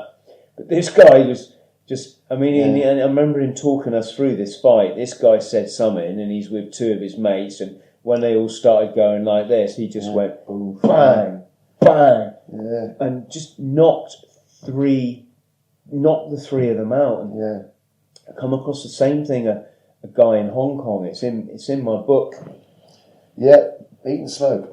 It's in that one, Eat and Smoke. But I talk about this guy, Knocker. And I was in my favourite club in Hong Kong, and the manager, who I'm still friends with today, came running up to me and went, Chris, we've had a couple of your lot in here tonight. I went, my lot? He said, Royal Marines. I was a doorman then, right? So I'm a civilian. And you're thinking, oh no. And I'm like, really? He said, yeah. One of them banged out 2 civvies, right? So he's knocked out 2 people. He's knocked 2 people unconscious in this club. Oh my word! And the manager went, but I let him stay in here, Chris, because they were acting like dicks anyway. That's fair enough. Yeah. And this guy, I mean, he was frightening. He's a huge, you know, you get these 6'4" guys. Yeah. And they're all doormen down Union Street, or they're doormen in the club in 40, you know, in Taunton or somewhere, and they won't take shit off civilians, will they? Oh, no, not at all. I mean, in Arbroath, you know, some of the fights up there. I mean, you know, the Scottish people, I had a great time in Scotland. The Scottish people are great, but Jesus, they like a drink and they're violent. And they had the fights, which is really unusual, because I just want to say, when I ran through Scotland, I've never met such kind people. You didn't run so fast in your life. No, that's your fastest leg. No, mate, they were so kind. No, mate, they're great. Yeah, they were so nice. Yeah. But I heard, and I actually put this in Eat and Smoke, and I changed it because I changed all the details to anonymise things in my books, right?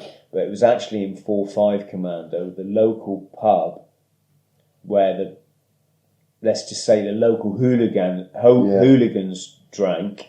They had a trophy cabinet with all the stuff they got off the Marines when they were battling. So it was like a Marine shoe, a Marine's teeth, a Marine's watch, all this sort of stuff. Yeah, they were called the Arbroath Casuals, and Royal Marine Condor, which is the base, the name of the base where you're based, is a good few miles outside of Arbroath, and if you couldn't get a taxi back, you'd have to walk back, and you know, Scotland gets pretty cold, but then again, we had a few, not bothered, but it can get pretty rough. But they would look for these casuals. They'd have their night out. Obviously, they've got cars. They live in Arbroath, and they would almost drive up and down looking for the odd Marine or 2 with 4 or 5 lads in their car and just stop off and give you a right hiding. You know, that was a little game. Let's go and give a Marine a hiding. Yeah, I can understand that because we used to cause havoc in the town, really. Well, in our own sort of pubs. And they were just jealous because all the girls loved us. It was true, mate. Yeah. So, all right, bottom dollar questions then. What was your best time in the military and what was your worst? Best time. I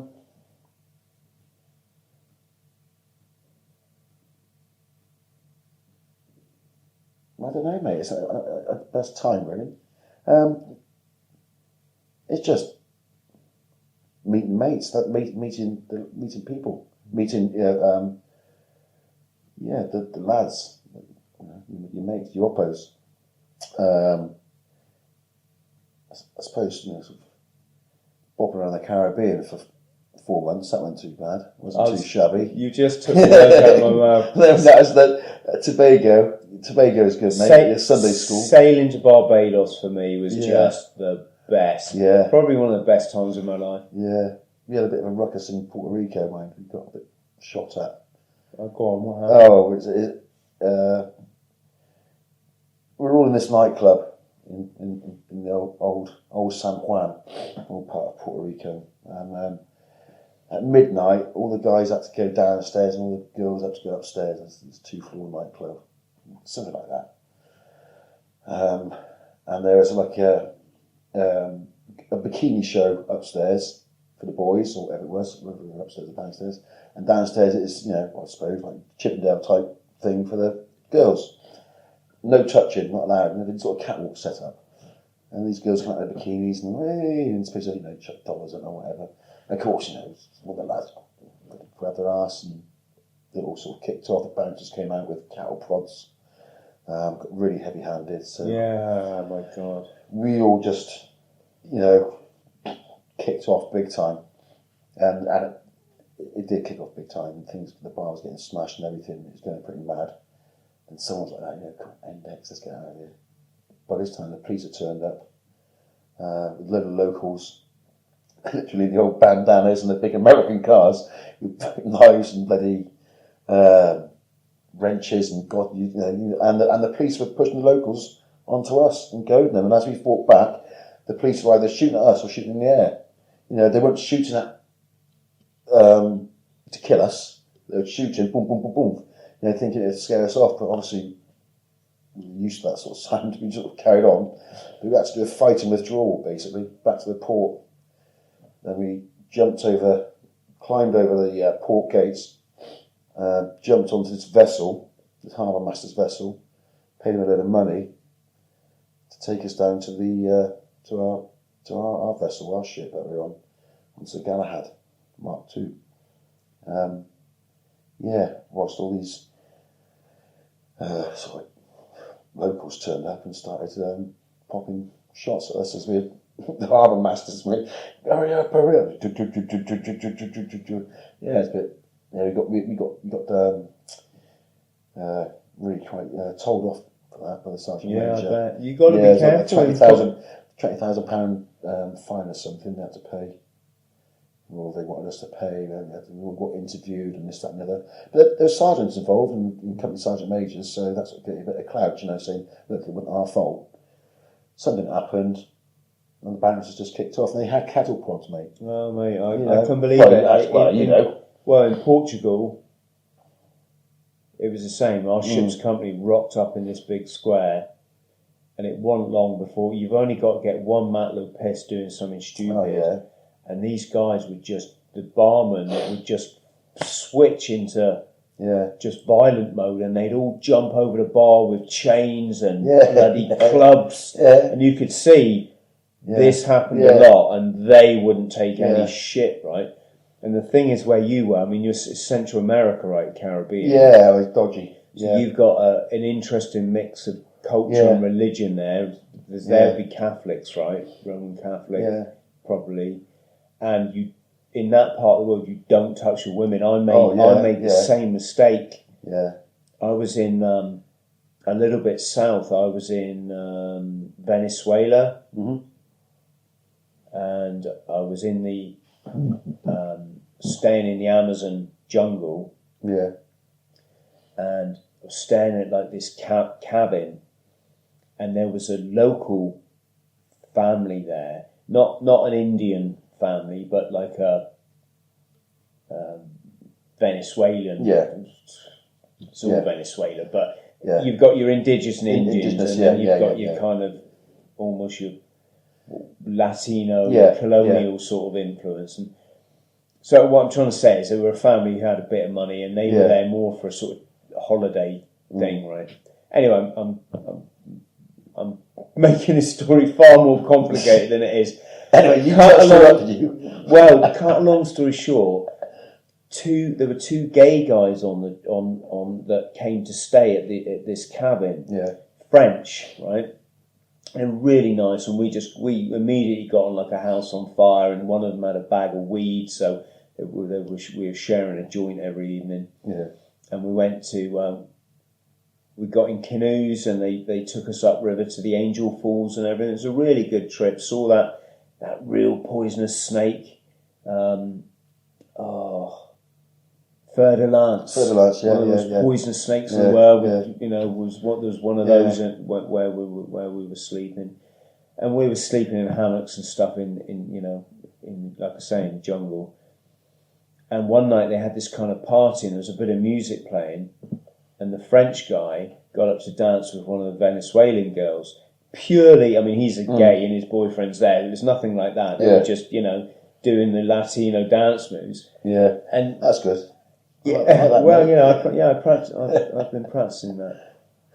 And I got up, and I was going to like get a beer or something or whatever it was. And as I went by, I pinched their bums. Oh dear, mate. Yeah. Oh my God. Yeah. It was something that in the UK it just probably wouldn't have been funny, but it would have just been like oh ha ha, no, wouldn't think anything more of it. Oh my God. Mate, that... Oh dear. Kick off. Mate, that put a biscuit in the bread bin, I bet it did. Next thing you know, I went from hero... the expression hero to zero. That couldn't be more... out. You'd think I bloody murdered someone, honestly. Oh, God. Everything went sour, and it all got really, these French guys were just calm, and trying to explain to these people in our culture that's just like a funny, silly thing. It doesn't. In those days, it doesn't mean anything, Yeah. But you've got to. Yeah, well, that's that naivety, I suppose. And it's happens all the time. It happened to me in Madagascar. That's another story. Bit of naivety there. Buster. Yeah. It's the Bought the T-shirt podcast. Yeah. Have you got a T-shirt that means something to you? I have, mate. Good. Just for you. It is. Excuse me. As you can see, has the Royal Marines Globe and Laurel on there. Is that your shirt from training? Yeah, 590 Troop. Wow. You can just see there. Yeah. And on the back, one of the guys who I was in training with was a bit of a cartoonist, and our accommodation block was, I should have ironed it, shouldn't I? Terrible. No, it's okay. Was, hold it up for the camera. Was K block, and it was on a bit of a hill, not a hill, but an incline. So yeah. Does it say chins? Chins, yeah. And is that a reference to being chin strapped? Yeah. Tough shit, basically. That's our DL, or grid instructor, if you want to call him. People would rather say that's his favourite term. Chins. Oh, okay. Tough shit. It's chins, man. And I just want to finish up 3 questions. In any which way you want to fashion these, but your most inspirational person, most inspirational book, and most inspirational film, or favourite. Insert your what in life or in the core. In life. Most inspirational person. My dad. Okay, good answer. Along with mum. Any particular reason? They just did it right. Good. You know, they just did it right. Happy. Book. Inspirational book. Well, it's got to be, surely. It's got to be. Yeah, there we go. Eating Smoke. Give it a plug. Yeah. It's good. It's a good book. It is a good book. Thank you, mate. Yeah, I heard most of it on the run as well. No, it's a good book. Inspirational book. Oh, let me think. Can't think about that now. Film, yeah. Inspirational film. Well, or favourite film? Favourite films, Apocalypse Now. Oh, really? Yeah. And why? I mean, it's a really good film, obviously. I just love the madness of it. And that's what reality can get like. Just completely mad. Just mad. You know, who's in charge here? I thought you were. You know what I mean? It's just... So Apocalypse Now, Yeah. for anyone that hasn't watched it, it's a Vietnam film. It's an amazing film. It's based on a book called Heart of Darkness by... Yeah, I tried to read that, but I can't. I find it a bit too... Yeah, by Joseph Conrad, which was set in Africa. And for the Hollywood version of the film, they set it in Vietnam. Stars Martin Sheen. Yeah. So Charlie Sheen's dad. And he goes on this trek. He's an army officer or something, and he goes on this trek. A Special Forces Ranger, and he goes to find a colonel who's gone rogue. Rogue colonel who's basically Colonel Kilgore. Yeah, Colonel Kilgore has basically made himself a god amongst the natives, hasn't he? Yeah. But on this journey upriver, this Martin Sheen's character uncovers all these bizarre scenarios from French expats smoking opium. It's weird, man. It's brilliant. I mean, when I was younger, I was into it, you know, and some of the mates that I met later on in life, you know, didn't really sort of know about when I was maybe sort of, I don't know, 28, 29, never seen that. So I will watch it. And a lot of them were pot smokers. I said, oh, yeah, I'll get the video, as it was in those days. Here's the video, and we'll watch it. So we'd get them really stoned. I'd have a puff as well, stoned, and just watch Apocalypse Now, and it just blew their mind, you know, because they're like, what the hell's going on now? Like, you know, there's so many metaphors. It's brilliant. It's just brilliant. Favourite book, one that springs to mind without even thinking about it, is James and the Giant Peach. Okay. Yeah. I've told little bits of that to my boy. Yeah, because it made me dream. That's Roald Dahl. Yeah, you know, it's sort of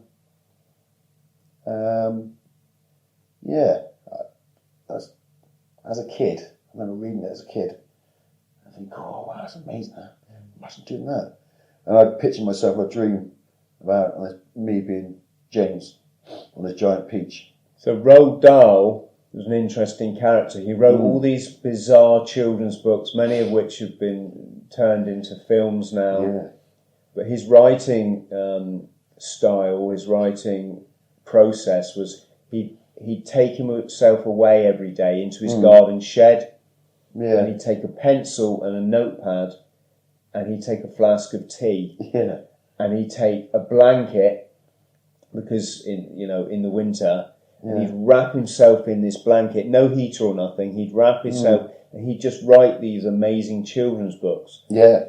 There's been doubt cast in recent times as to some of the vernacular he used, as to whether it was. There is, and you know, obviously as a youngster, I just read it as an adventure book. Yeah.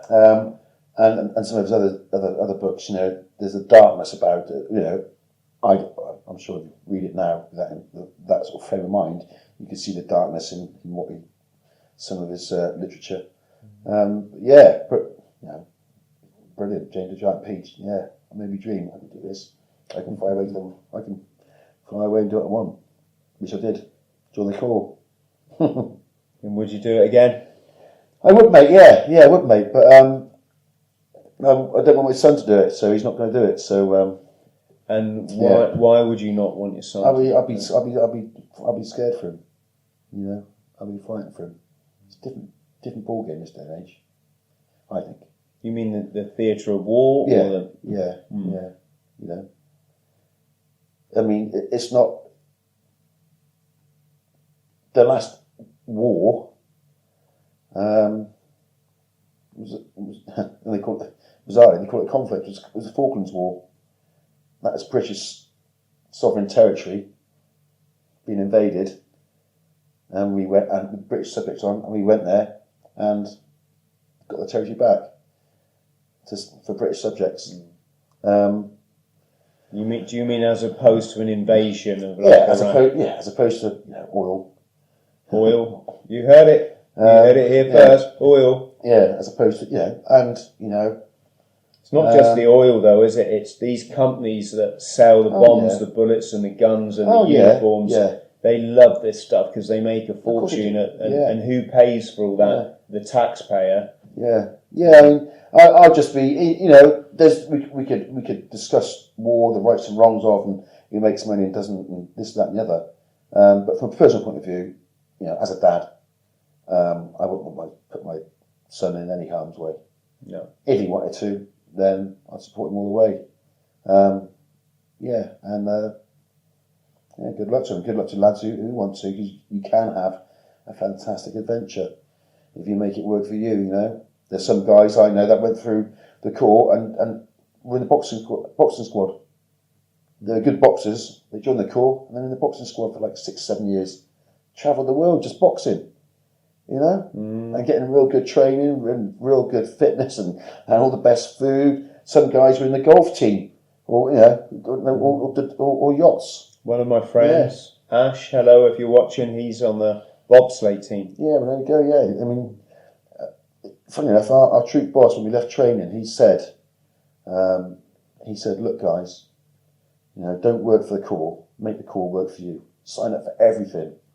Rock climbing, sailing, golf, bobsleighing, parachuting. Sign up for everything. Give everything a go. Because you've got this opportunity. You can give everything a go. You'll never have this opportunity to do it again. It's not every day you're jumping out of helicopters, is it, mate? No. You know what I mean? And doing whatever. So.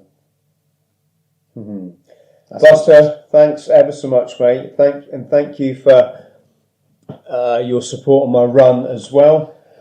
Yeah, thanks for inviting me. Yeah, well, although you didn't. Yeah. Well, yeah. I invited myself. Yeah. Yeah, it's funny how things pan out. That is the hardest day I've had for a long, long time, and God knows how you did it, mate. And utmost respect for you. I really, really have, because that's a balls out all the way. That you get one life, mate. Yes, indeed. You got to smash it. Yeah, but utmost respect to you, mate. And that's the best day I've had in a long time. It really was, mate. Yeah. Although at the end, I had to go to work the next day as well, back on the building site. I was absolutely fucked. I was knackered and I was fucked. It was the best day I've had for many a good year. Yeah, it was a good day for me, mate. Thank you, and well done. Thoroughly enjoyed it. Thank you. Yeah, for the cause. Thanks for your support. A great cause. Right, friends, thank you for watching the Bought the T-Shirt podcast. Lots of love to you and your good families, and see you next time. Adios. Bye. Nice one,